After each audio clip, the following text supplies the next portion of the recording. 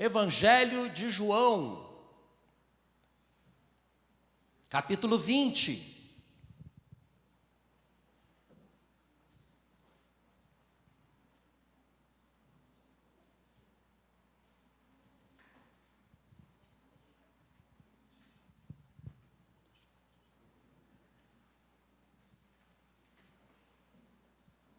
Todos chegaram lá? Leremos somente o versículo 1. Depois a gente vai ler mais. No primeiro dia da semana, domingo, como hoje, bem cedo, estando ainda escuro, Maria Madalena chegou ao sepulcro e viu que a pedra da entrada tinha sido removida.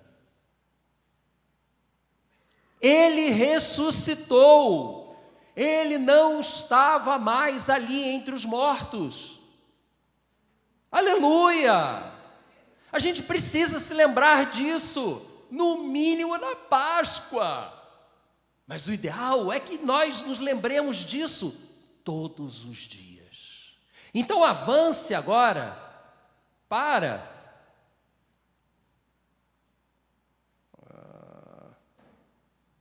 Não foi. Não foi. Ah, agora foi, que maravilha. Avance agora para o versículo 11. Acontecem algumas coisas entre o 1 e o 11, é óbvio, depois você lê em casa. Mas então Jesus aparece a Maria Madalena. Maria ficou à entrada do sepulcro chorando. Enquanto chorava, curvou-se para olhar dentro do sepulcro e viu 2 anjos vestidos de branco, sentados onde estivera o corpo de Jesus, um à cabeceira, o outro aos pés. Eles lhe perguntaram: mulher, por que estás chorando? Levaram embora o meu Senhor, respondeu ela, e não sei onde o puseram. Nisso ela se voltou e viu Jesus ali em pé, mas não o reconheceu. Gente, como é possível? Maria foi uma das primeiras, se a gente acreditar no The Chosen, né, a caminhar com Jesus. Há controvérsias. Mas o fato é que ela, durante um bom tempo, andou ao lado de Jesus. Como é possível você não reconhecer alguém que andou com você há apenas 3 dias, que estava contigo? Como não reconhecê-lo? O que será que aconteceu com Jesus durante esse período entre sua morte e a sua ressurreição? Mas sigamos, versículo 15. Disse ele: mulher, por que estás chorando? Quem você está procurando? Ela, pensando que fosse o jardineiro, lhe disse: se o Senhor o levou embora, diga-me onde o colocou e eu o levarei. Mas Jesus lhe disse: Maria. Então, voltando-se para ele, Maria exclamou em aramaico: Rabone, que significa mestre. E Jesus lhe disse: não me segure, pois ainda não voltei para o Pai. Vá, porém, aos meus irmãos e diga-lhes: estou voltando para o meu Pai e Pai de vocês, para o meu Deus, Deus de vocês. Maria Madalena foi e anunciou aos discípulos: eu vi o Senhor, e contou tudo o que ele lhe dissera. Muitas coisas mais aconteceram, mas estamos chegando ao final desta série de mensagens inspirada no livro Uma Vida com Propósitos, que eu espero que você esteja lendo. Sei que pouquíssimas pessoas conseguiram terminá-lo. Não tem problema. O importante é que você busque a presença de Deus diariamente. Pode ser com esse livro, pode ser com o pão diário, qualquer fonte de inspiração que realmente aponte para Jesus, né? E a própria Bíblia, óbvio. Busque uma comunhão diária com Deus. Porque, como veremos, sem essa comunhão diária, será muito difícil você compreender o sentido da sua vida. Afinal, este foi o motivo dessa jornada, dessas 6 semanas, ao longo da Quaresma, entrando pela Semana Santa, a busca pelo sentido da vida. Afinal de contas, por que é que eu estou aqui? Você já sabe dizer qual é o sentido da vida? Diante de tudo que nós falamos aqui, nós temos dentro de nós um buraco que só pode ser preenchido por Deus, o nosso Criador. E tentamos preenchê-lo com várias coisas. Mas quando pensamos assim, então eu vou encher o meu interior com Deus, não sabemos como. E a grande vantagem desse livro é que ele nos mostrou que há 5 peças, 5 componentes dessa presença de Deus em nós. Nós vimos que você foi planejado para agradar a Deus, a adoração. Você foi formado para fazer parte da família de Deus, comunhão. Você foi criado para se tornar semelhante a Cristo, discipulado. Você foi moldado para servir a Deus e ao seu irmão. Serviço.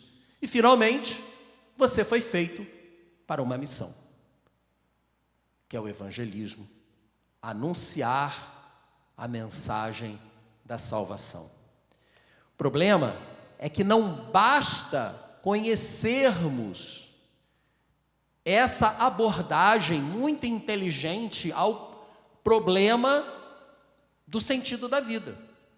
Saber que existem esses 5 propósitos e que o conjunto desses 5 propósitos, seu exercício em nossa vida, traz sentido para a nossa vida. Saber isso simplesmente não é o suficiente. A gente sabe que tem que fazer um monte de coisa e mesmo assim não faz.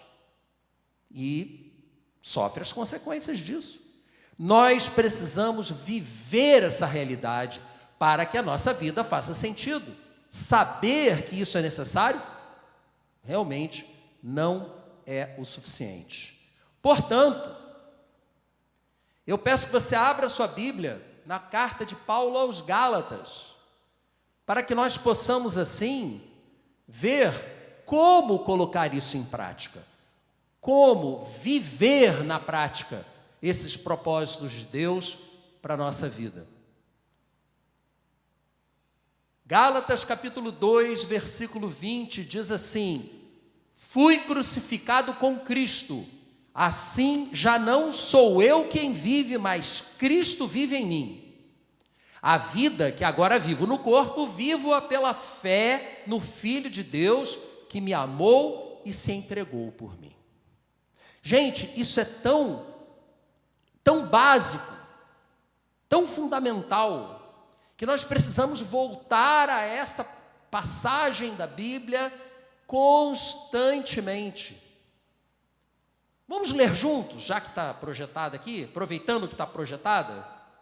Fui crucificado com Cristo, assim já não sou eu quem vive, mas Cristo vive em mim. A vida que agora vivo no corpo, vivo-a pela fé no Filho de Deus, que me amou e se entregou por mim. Nós daqui a pouco vamos participar desse memorial que é a ceia do Senhor, que nos lembra exatamente desse sacrifício de Cristo, dessa entrega voluntária que Ele fez para que nós pudéssemos ser reconciliados com o Pai e assim dele receber a capacitação para vivermos pelo Espírito. O próprio Espírito que vem habitar em nossas vidas é quem nos motivará e nos capacitará a vivermos segundo a vontade de Deus, e assim nossa vida, sua vida, fará sentido. Ao nascermos, a nossa natureza humana, e todos nós a temos, e infelizmente todos nós a mantemos, mesmo depois de entregarmos nossa vida a Jesus, a nossa natureza humana, ela nos arrasta para um lado. Aquilo que a Bíblia costuma chamar de carne, influenciado pelo mundo e pelo príncipe desse mundo. Portanto, para que nós possamos andar no Espírito, viver no Espírito, e assim a nossa vida fazer sentido, nós precisamos nascer de novo. Paulo diz, não vou ler o texto aqui para vocês, que aquele que nasce da carne é carne, aquele que nasce do Espírito é Espírito. Se você quiser ler depois, João capítulo 3. Em João capítulo 3, Nicodemos, um dos principais sacerdotes, membro do Sinédrio, foi procurar Jesus de noite. Ele queria entender isso, como viver no reino de Deus, como fazer a minha vida ter sentido. Gente, o cara tinha tudo. O cara era só o top do top, ministro do STF da época. E o cara foi lá e procurou Jesus, porque ele queria saber como a vida dele ia fazer sentido. Não adianta só ter dinheiro. Aliás, tem um ditado que fala isso, né? Fulano era tão pobre, mas tão pobre, que só tinha dinheiro. E muita gente acha que o dinheiro vai preencher esse buraco. O poder, o controle, são os deuses falsos, que veremos depois. Próxima série.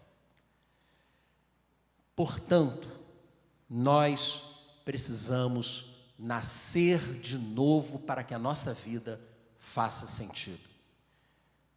Jesus explicou isso a Nicodemos: nascer da água e do Espírito. Mas a grande pergunta, que eu espero que você se faça, eu pelo menos me faço isso toda hora: como?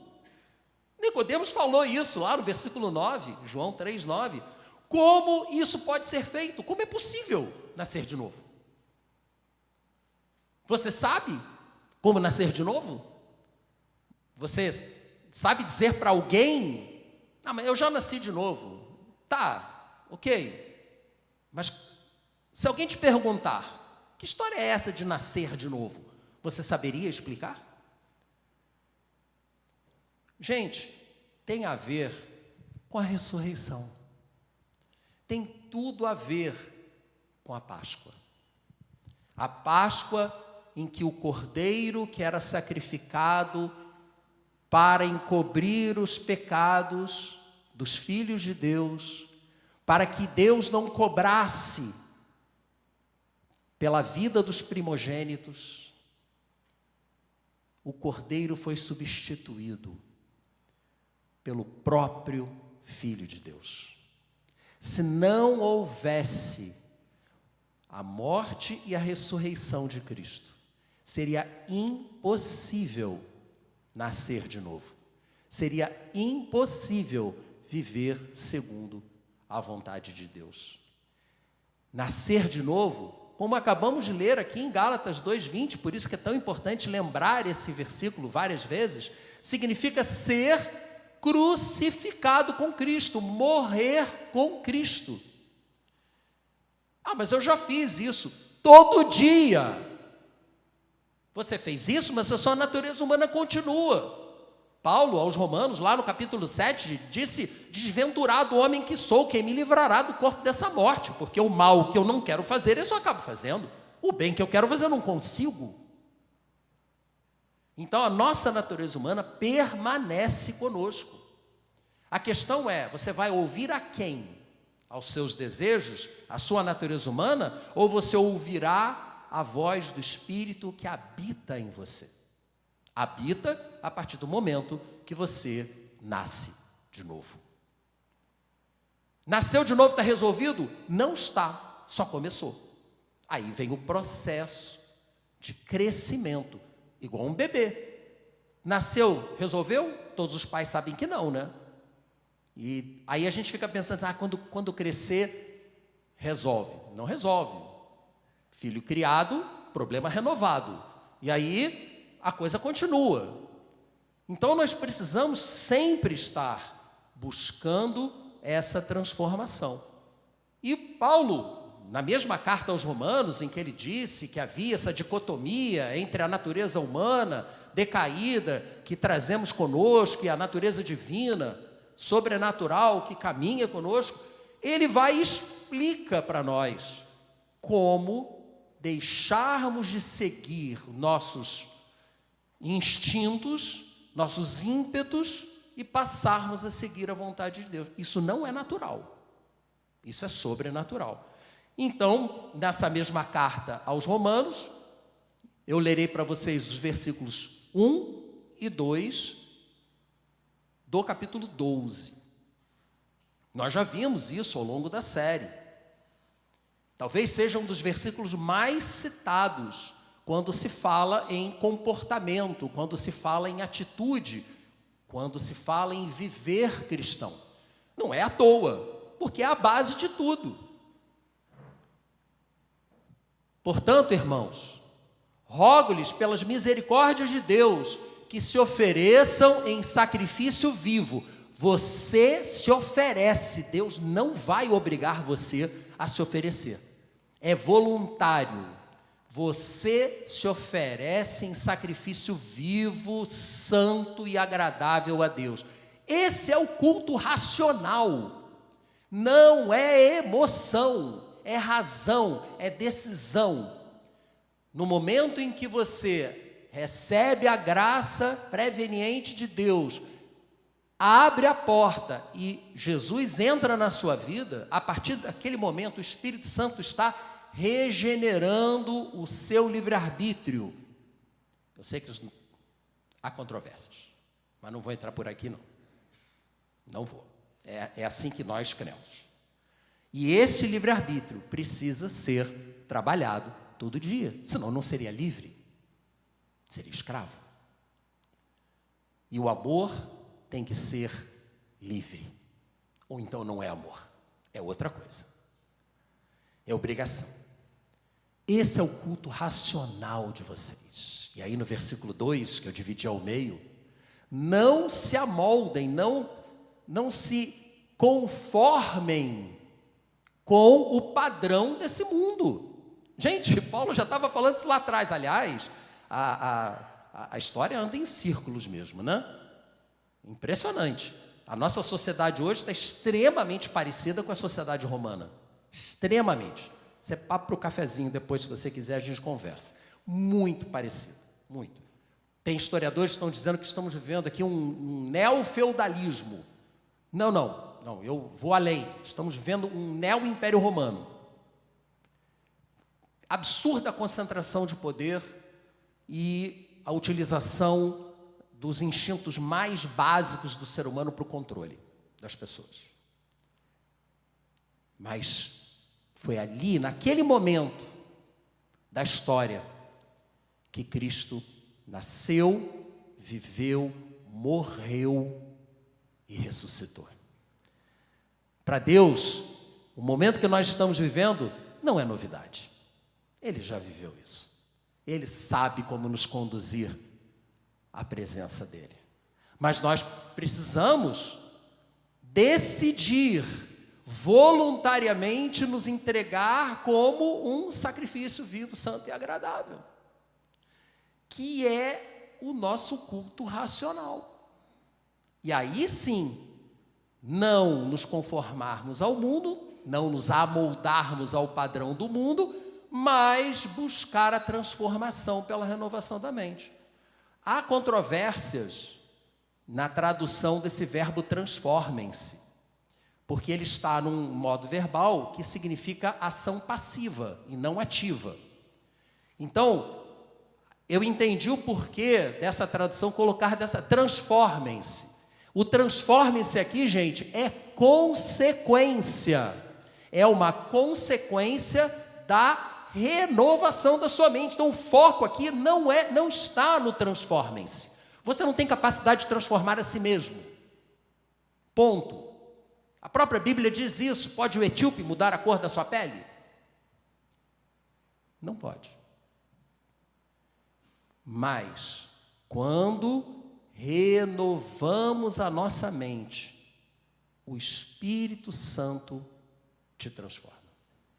Por isso que temos que fazer isso todos os dias, para que você seja capaz de experimentar e comprovar a boa, agradável e perfeita vontade de Deus. Foi por isso que Jesus se ofereceu em sacrifício por nós na cruz, mas ressuscitou. E assim como ele se ofereceu em sacrifício pela sua vida, você se oferece em sacrifício a ele, entregando o seu eu, a sua natureza humana, voluntariamente, diariamente, nas mãos de Deus. Não adianta fazer essa entrega apenas aos domingos, muito menos apenas uma vez na vida, no dia do seu batismo. Não adianta. Tem que ser diário. Aí sim, a sua vida fará sentido. Mas não está exagerando um pouquinho, não? Não. Se você abrir no Evangelho de Lucas, no capítulo 9, eu lerei aqui para você e não vou projetar, versículos 23 a 25, Jesus deixa claro para nós que é um exercício diário de entrega e de mudança de mente. Jesus dizia a todos: se alguém quiser acompanhar-me, negue-se a si mesmo, ou seja, abandone a sua natureza humana, diga não para os seus desejos, aquela premência da natureza humana, tome diariamente a sua cruz. Cruz é símbolo de quê? Cruz é símbolo de morte. Tome diariamente a sua cruz e siga-me. É exatamente isso que Paulo está falando para nós fazermos. O que Jesus já tinha dito antes. Pois quem quiser salvar a sua vida, em outras traduções, salvar a sua alma, a perderá, mas quem perder a vida por minha causa, este a salvará. Então, quando você perde todos aqueles desejos da natureza humana, você os abandona para seguir a Deus, pode gerar em você uma sensação de perda. E aí, muitas vezes, nós nos agarramos a quem nós somos, ou a quem nós éramos, já não deveríamos mais ser, e ao nos agarrarmos a essa nossa velha natureza, nós acabamos perdendo a nossa alma. Mas quando abrimos mão do que éramos, do que fomos, antes de sermos regenerados, e buscar diariamente a substituição da visão de Deus para a nossa vida e não a visão do mundo para a nossa vida, aí sim, aí a nossa mente vai ser capaz de compreender a boa, perfeita e agradável vontade de Deus. Aí sim a vida vai fazer sentido. O que você faz diariamente? Tá bom, tem que fazer isso diariamente. Como? Eu gosto de buscar respostas. Se eu estou apresentando alguma coisa, eu quero saber como. Tá, como? Ah, legal, pô, show. Como? Abra sua Bíblia em Filipenses, capítulo 4.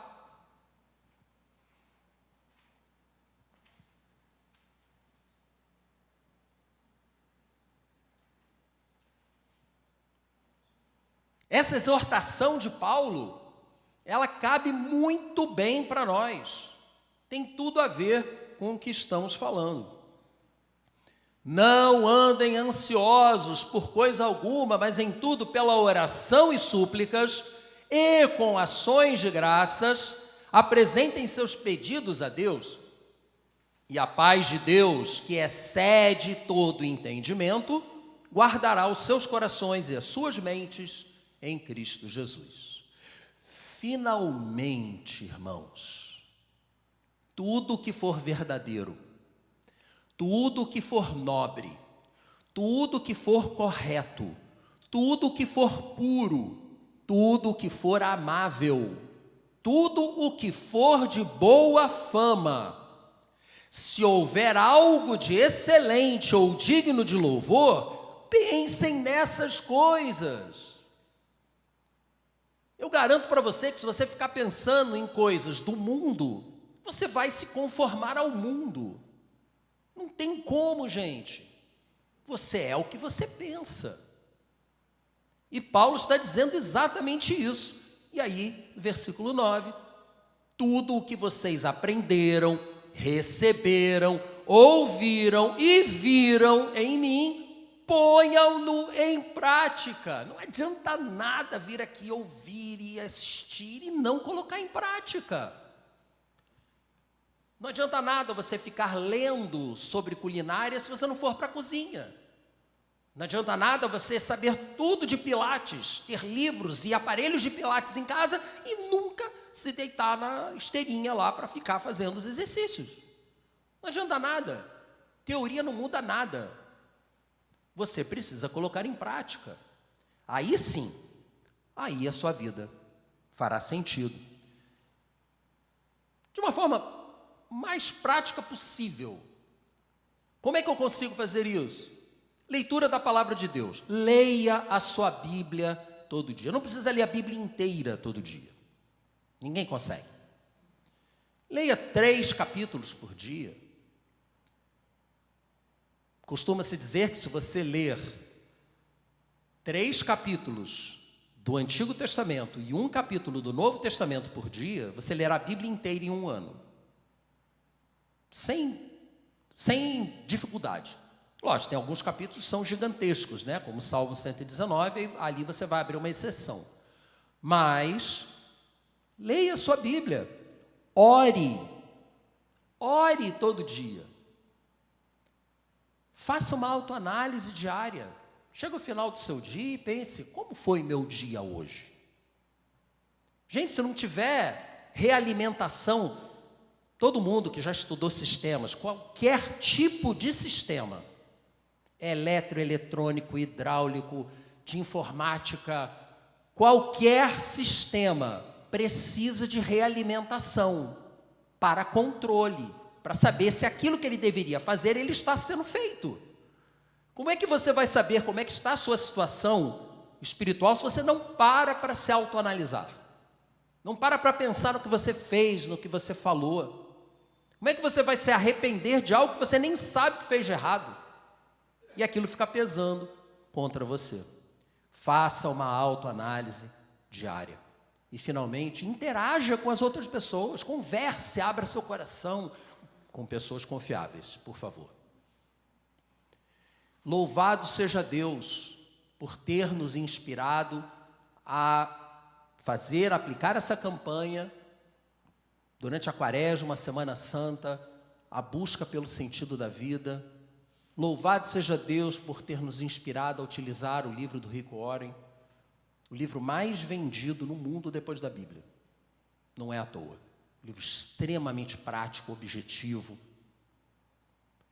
Eu não consegui passar do capítulo 3. Insista, persista, persevere. Tem muita coisa. E é tanta coisa, que você nunca consegue pegar tudo da primeira vez que lê. Já falei com várias pessoas diferentes. Esse livro tem mais de 20 anos. Já estão na segunda, na terceira leitura do livro, e quando leem de novo, começam a descobrir coisas que não tinham visto antes.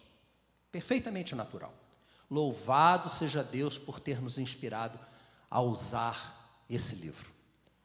Porque com isso, nós temos à nossa disposição essas ferramentas todas para fazermos aquilo que tanto Jesus quanto Paulo nos disseram para fazer. Jesus nos disse para tomarmos a nossa cruz diariamente e segui-lo.